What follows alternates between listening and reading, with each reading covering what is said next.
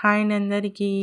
ఏంటి గిన్నె మాడిపోయిన గిన్నె చూపిస్తుందా అనుకుంటున్నారా అండి? ఏమీ లేదండి. స్టవ్ మీద టీ పెట్టి మర్చిపోయానండి.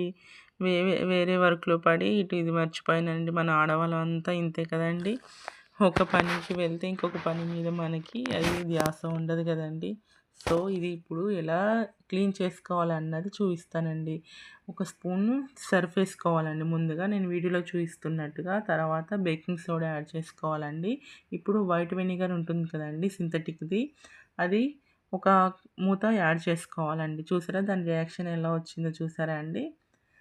సో, అలా అయిన తర్వాత కొన్ని వాటర్ యాడ్ చేసుకోవాలండి. వీడియోలో చూపిస్తున్నట్టుగా నేను కొన్ని ఎక్కువే పోసుకున్నానండి. ఎందుకంటే పైదాకా మాడింది కదండీ! అదంతా క్లీన్ అవ్వాలంటే కొంచెం వాటర్ ఎక్కువగానే పడతాయనిపించి నేను యాడ్ చేసుకున్నానండి. ఇప్పుడు దీన్ని స్టవ్ ఆన్ చేసుకొని స్టవ్ మీద పెట్టుకోవాలండి. ఎంతోసేపు కాదండి. ఒక 4, 5 మినిట్స్ పెట్టుకుంటే అంటే మాడిన దాన్ని బట్టి పెట్టుకోవాలండి. అయితే పెట్టుకున్న తర్వాత మీరు అది పొంగేటప్పుడు జాగ్రత్తగా చూసుకోవాలండి. ఎందుకంటే దాన్ని సర్ఫ్ ఏసాం కాబట్టి దాని రియాక్షను తొందరగా పొంగుతదండి.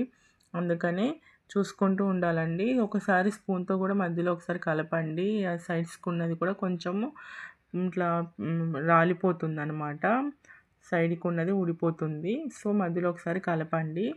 అయిన తర్వాత దింపేసిన తర్వాత చూసారా ఎలా ఉందో? ఫింగర్స్ అది హ్యాండ్ పెట్టకండి. చాలా హీట్ ఉంటది కాబట్టి నేనైతే కొద్దిగా చల్లగైనాక టచ్ చేశానండి.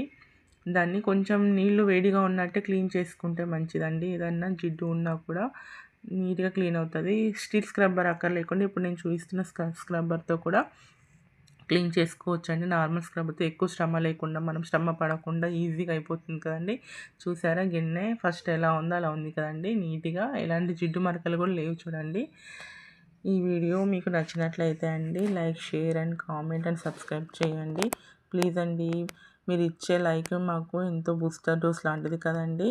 ఈ వీడియో కూడా మీకు నచ్చితే అండి కొంతమందికి షేర్ చేయండి. వాళ్ళకి కూడా యూజ్ అవుతుంది కదండీ! ప్రతి 10 మందిలో ఒక్కరికి సమస్య అయితే ఖచ్చితంగా ఉంటుంది కదండీ! థ్యాంక్ ఫర్ వాచింగ్ అండి. Thank you so much. Bye bye.